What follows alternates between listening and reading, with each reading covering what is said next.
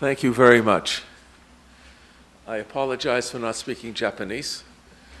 I usually speak Hebrew. There are more people who speak Japanese than Hebrew, so I apologize for not joining the majority and speaking this wonderful language of yours, which is so musical and pleasant to hear. Let me begin. Jews, Christians, and Muslims use religious and secular arguments in claiming the land of Israel or Palestine, that territory between the Jordan River and the Mediterranean Sea. Each of these monotheistic religions has, over the centuries, developed more than one way to view the legitimacy or ownership or control of the land. There are, in fact, different claims within Judaism, Christianity, and Islam, as well as between them. However, religious claims are internal. That is, they are most persuasive when offered to communities of believers. In order to persuade the world of the justice of their side, Jews and Arabs must develop external or universal arguments supported in secular terms. Since by definition, religious dogmas are not to be compromised, secular claims inform the discourse that has the greatest chance of leading to a compromise over rights to the contested land Jews, Christians, and Muslims consider holy. I'll begin with Jewish religious claims.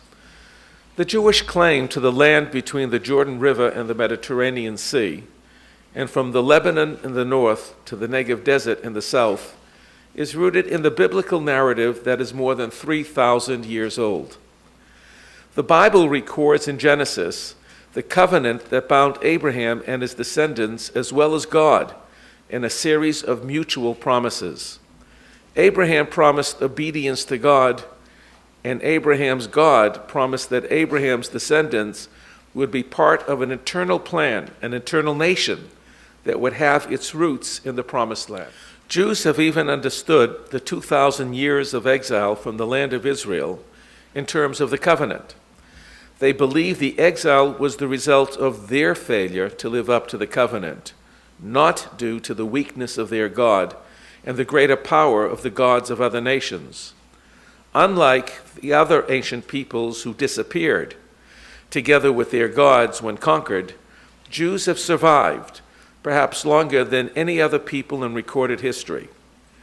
Accepting that their failings brought about their suffering, they continued to believe God's promise would one day be fulfilled and to pray for redemption. In various ways, that initial covenant between Abraham's God and the Jewish people has been repeated, both in biblical texts and in the vast religious literature Jews have created over the millennia. The legitimacy of the Jewish people's claim to the land stems from divine authority. It is worth noting that fundamentally, the covenant is based on an assumption that is universal. Any claim to any land requires divine authorization. Jews, Christians, and Muslims certainly share this belief with regard to the In monotheistic and other religions, the earth belongs to the Creator. This is certainly why claims of nations or individuals to territory are legitimate only if validated by God. This conception, also found in Christianity and Islam, is based in Judaism on an interpretation of the first phrase in Genesis, which is written in as you enter this hall. In the beginning, God created the heavens and the earth. Rashi, the great French Jewish commentator of the 11th century, referred to an ancient and widely known rabbinical source from 1,000 years earlier in explaining that this verse explains that pirates, or listim, cannot legitimately claim land for themselves. Land is not merely available to anyone strong enough to take possession of it. Zionism drew on this religious tradition. The land of Israel was not seen as having been given by God to the Jewish people. This was seen, as having been given by God to the Jewish people. This emphasis finds expression even in Israel's Declaration of Independence, a secular document that derives from a promise recorded in Genesis. I read, I will maintain my covenant between me and you and your offspring to come, as an everlasting covenant throughout the ages, to be God to you and your offspring to come.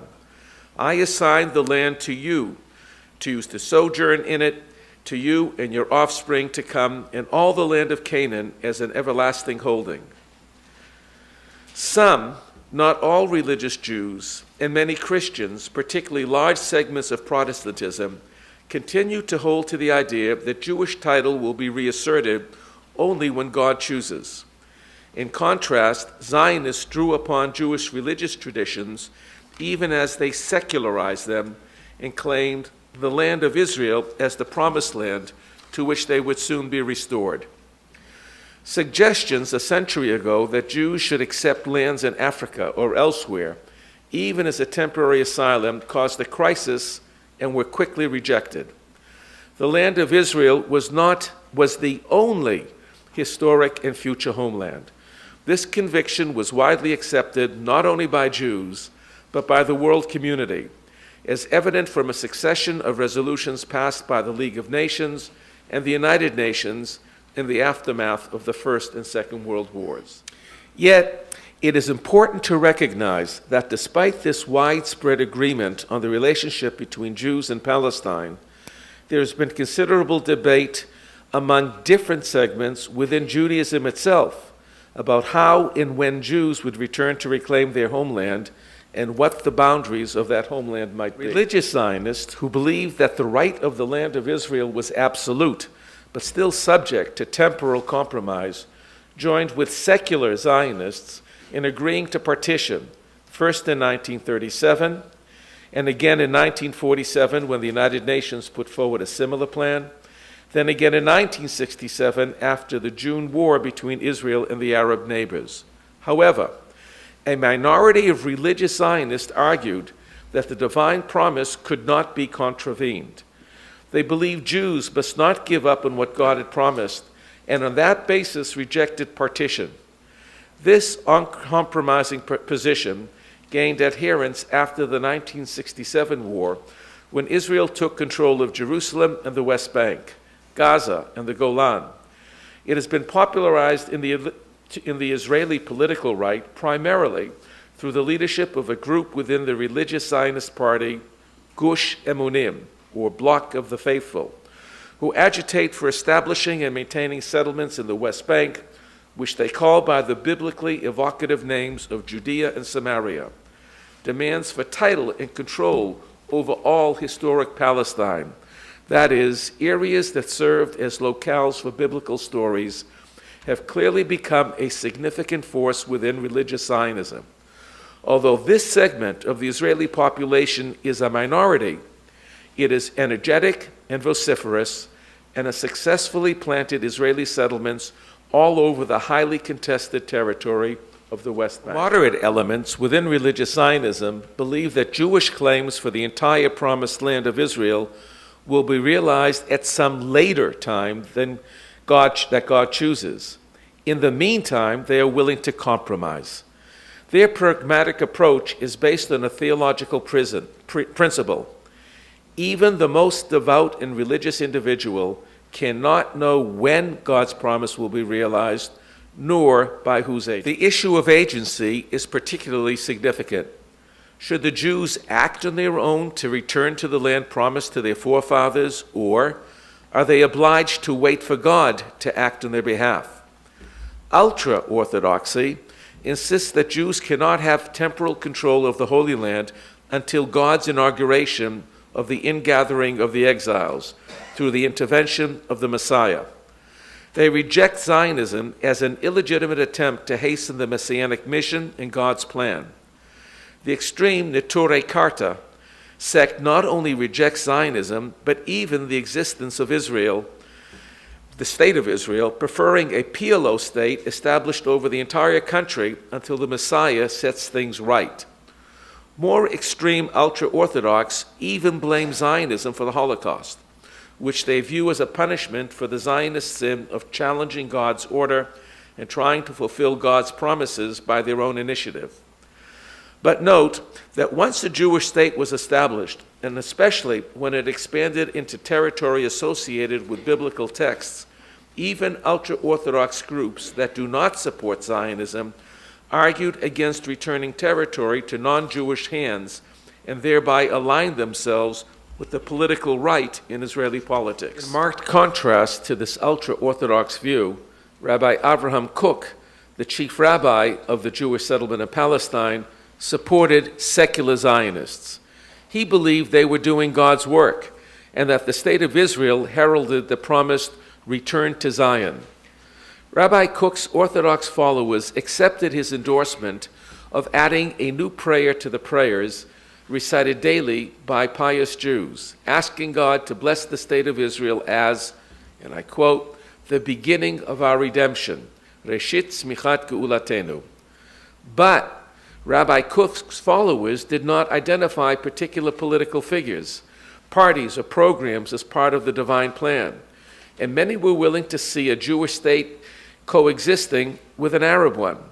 This moderate position persists, notably in the Maimad movement, and accepts compromise with Palestinian Arabs as a way to achieve peace and save lives. Shas, the leading party of Middle Eastern religious Jews, has sometimes adopted a similar position. In contrast, Gush Emunim movement, which is headed by Rav Kook's son, maintains that the settlers and their settlements are fulfilling God's plan. The settlers do not accept partition and insist that all the land of Israel, including the lands captured in 1967, remain in Jewish hands. I hope this makes it clear that religious Zionism encompasses multiple and contrary interpretations. Moderation and pragmatism, as well as extremism and inflexibility, can be supported by different verses or even different interpretations of the same sacred text. Shalom, another movement founded by a religious Jew, encouraged the search for accommodation with Arabs. Its supporters believed in the covenant, but did not insist on Jewish sovereignty.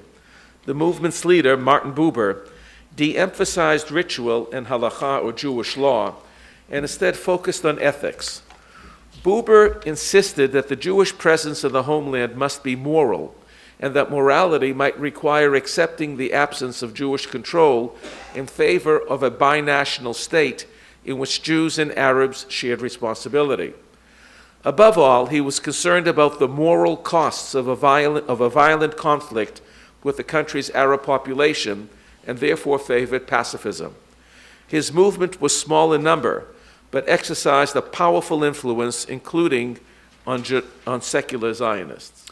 Buber framed the legitimacy of Jewish settlement in terms of the religious obligation to establish a just society that would impact fellow Jews in the land of Israel and beyond. In this romantic evocation of the Jewish mission to the world, the light unto the nations, the just society would serve as a center for Jews everywhere, whatever the actual size of the community in the land of Israel. It would benefit also the Arabs of the country. It would restore the land, depleted for centuries, and make it bloom again. On this last point, we will have more to say later. What is significant here is that, like secular Zionists, as well as many other secular observers throughout the world, Buber believed that making the land productive, making the desert bloom, was an ethical act that entitled productive peoples to claim the right to enjoy and control that portion of Lord's creation. Moreover, as expressed in daily Jewish prayers, the very fertility of the land is taken as evidence that Jews are conducting themselves morally, and God is fulfilling his part of the covenant. Thus, Buber supported Jewish settlement and at the same time pacifism and a joint Jewish-Arab state.